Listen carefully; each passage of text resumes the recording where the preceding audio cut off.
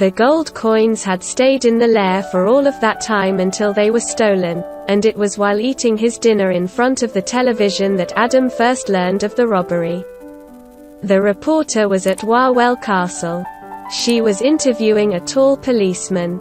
The policeman said, "We believe that the thieves came into the castle during the day pretending to be tourists.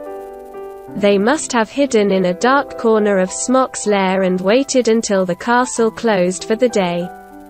They then filled 2 large suitcases with as much gold as they could. This," he said, while pointing to a spot on the castle floor, "is all that remains of the precious gold coins."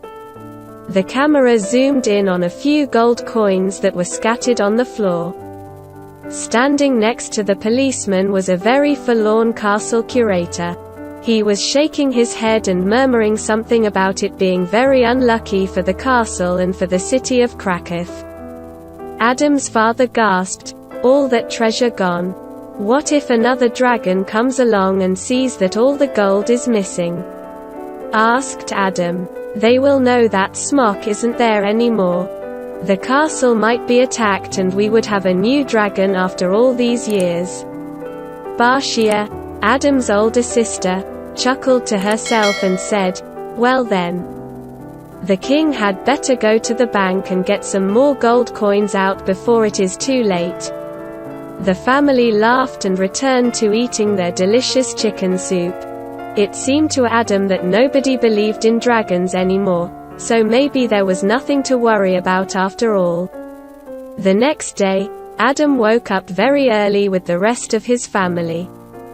His parents and older brothers and sister were all going out to the fields to bring in the harvest.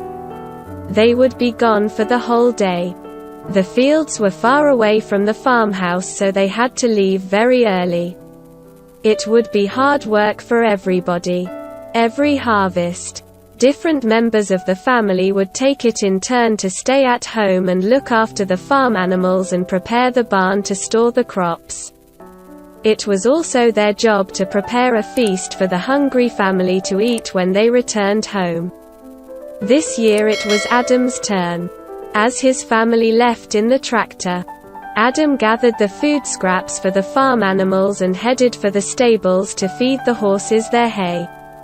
Then he milked the cows and walked them out to the field to graze. The next job was to clean out the barn. Adam opened the large doors and went inside.